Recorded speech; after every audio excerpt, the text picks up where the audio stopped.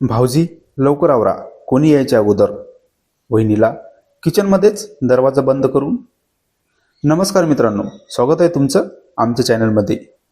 तुम्ही जर अजून आमचं चॅनल सबस्क्राईब केलं नसेल तर प्लीज चॅनलला सबस्क्राईब नक्की करा. दूरचे काका त्यांची नोकरीवरून रिटायरमेंट झाली आणि ते परत गावी राहायला आले. गावामध्ये आमच्या शेजारीच त्यांचं मोठं घर होतं. आता ते त्यांच्या पूर्ण कुटुंबासोबत तिथे राहायला आले होते. त्यांना एक मुलगा होता, आरव. तो आता त्याच्या वडिलांच्या जागेवर नोकरीला लागला. त्याचं लग्न झालेलं होतं. त्याला गावापासून जवळच नोकरीची ड्युटी लागली होती. त्यामुळे सर्व आता गावीच राहायला आले होते. आमच्या शेजारीच काकाचं घर होतं. काका, काकू, आरव आणि त्याची बायको हे चौघेजण आता तिथे राहत होते. मी अरुण.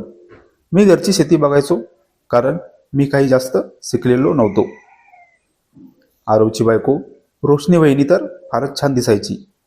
अगोदर तर आमच्या घरामध्ये पण तशी सुंदर दिसणारी कोणी नव्हती. एवढी गोरीपान होती आरवची बायको. मी जेव्हा पण त्यांच्या घरी जात होतो तेव्हा फक्त रोशनी वहिनीसोबत बोलत बसायचो.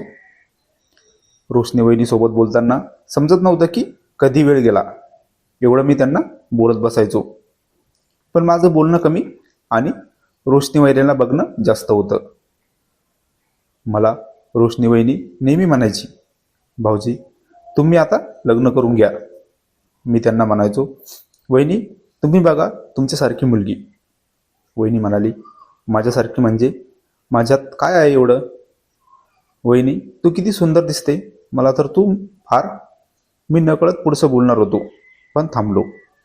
वहिनी म्हणाली, तुम्हाला मी फार पुढे. मी म्हणालो, काही नाही वहिनी, असंच आलं बोलता बोलता. पुढचं वहिनीने समजून घेतलं होतं की ती मला फार आवडते. पण दुसऱ्या दिवशी वहिनीने मला सांगितलं, तुम्हाला फक्त आकर्षण झालं आहे, बाकी काही नाही. मी फक्त छान दिसते त्यामुळे मी तुम्हाला आवडते, बाकी काही नाही. मी वहिनीला म्हणालो, वहिनी असं नाही काही. 2 दिवस तर वहिनी माझ्यावर नाराज होती. मला तर काही समजेना की वहिनी नाराज का आहे. तर मी वहिनीकडे गेलो आणि तिला विचारले, नाराज का आहे? वहिनी थोडी स्माईल करत होती. मला समजलं की वहिनी नाराजीचं नाटक करत आहे. मी वहिनीचा हात धरला आणि तिला जवळ ओढलं. वहिनी म्हणाली, भाऊजी कोणी बघेल. मी वहिनीचा हात सोडला. संध्याकाळी परत मी वहिनीकडे गेलो. वहिनी किचनमध्ये होती.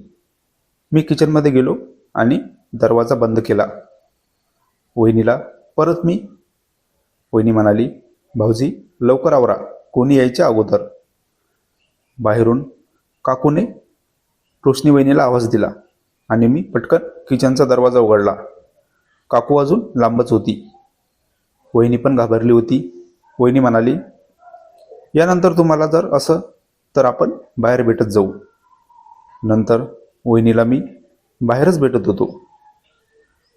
ही कथा पूर्णपणे काल्पनिक असून वास्तविक जीवनाशी काहीही संबंध नाही. ही कथा फक्त मनोरंजनासाठी आहे. मित्रांनो, कथा आवडल्यास चॅनलला सबस्क्राईब करा. धन्यवाद.